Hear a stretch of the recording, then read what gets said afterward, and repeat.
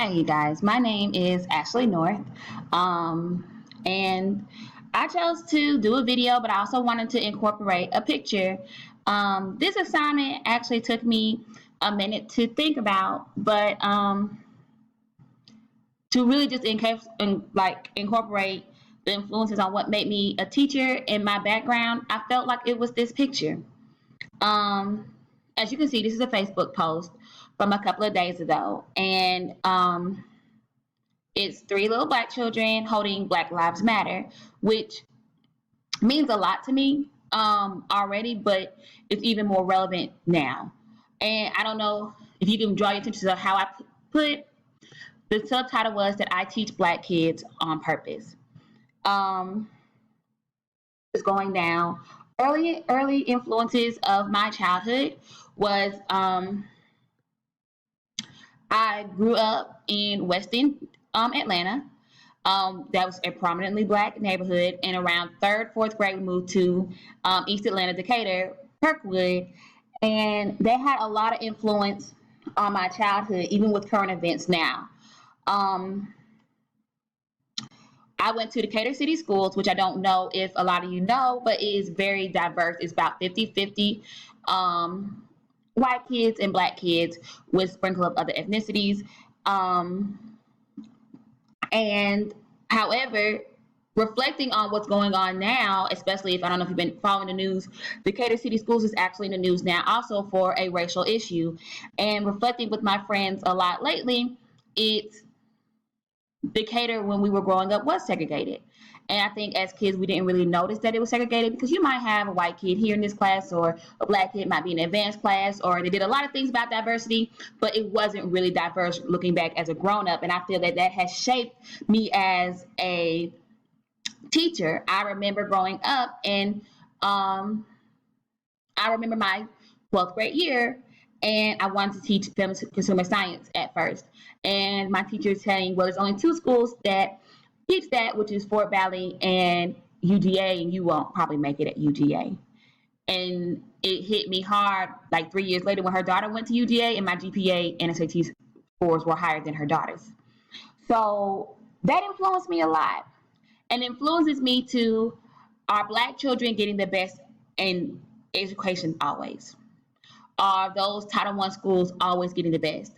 So from high school, I did go to Fort Valley State University, and I finished my degree at Clayton State University. Fort Valley is a HBCU, so it's historically black. It's a lot of black students and black professors that actually uplift you. And I felt my best self being uplifted by someone who looks like me. I felt my best self, my best student being encouraged, and someone understanding what you went through. If I teach, and I grew up in West End, and I grew up in Atlanta, that looks a lot different from if I grew up in a rural county coming to teach in an urban city. Not saying that it can't be done, but I understand sometimes what my kids are going through and can show compassion when needed to, and give them that push when needed to also. It's not an excuse, reiterizing it's never going to be an excuse of why you can't do something, but this is our push to do better. It's always a push to do better. How do I see myself? I see myself as a very strong black woman. I see myself as a woman that has come over many obstacles of obstacles set before me, and not just because of race. Some of just being a woman, some of just being young. I've came over many obstacles. I wasn't raised with a silver spoon in my mouth. There are things where I graduated undergrad working 3 jobs. And being in school full time. I did my student teaching, doing, working 3 jobs. And so those are obstacles that like I tell my students, make me that person.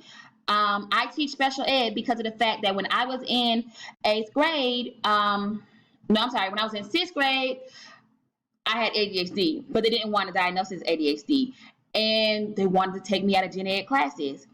And I remember the pain in my mom's eyes. I remember my mom coming to these meetings, and they're saying these things. She should be medicated. She should be this.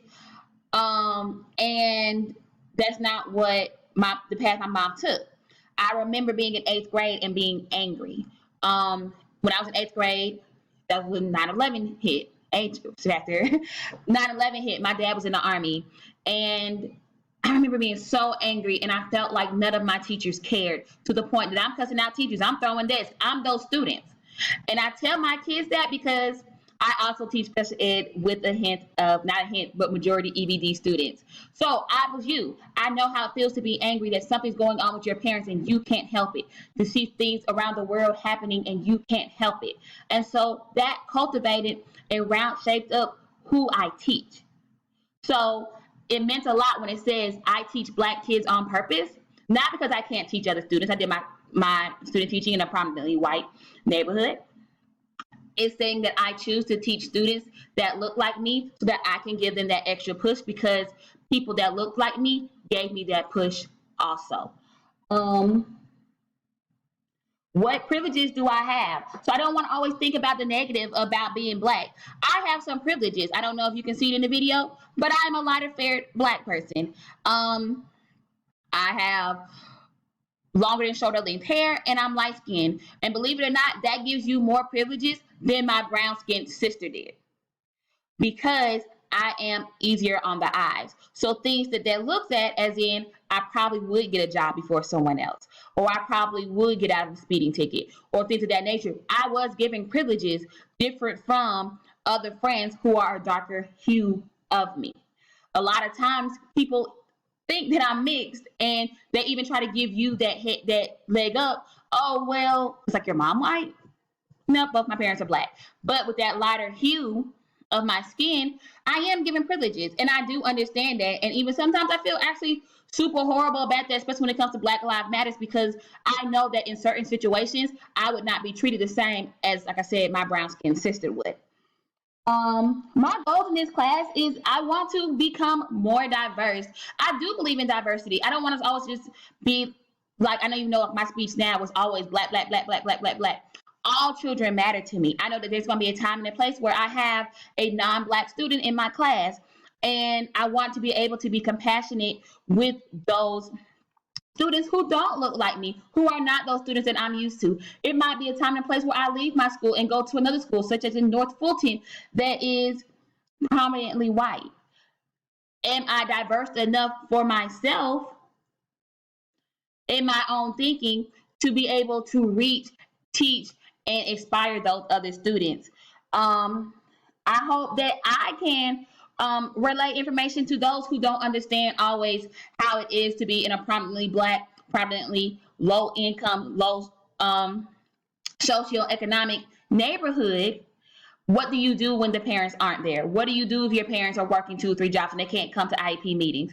How can I always look at, well, what can I offer to the table? So I hope to gain that also in there. And I'm hoping to re-examine just how to make sure that everything that I teach makes my students a well-rounded adult, because I definitely believe that. No matter if I'm teaching math or science, how am I contributing to making them a well-rounded adult? So again, like I said, my name was Ashley North. I look forward to learning with you guys this year or semester.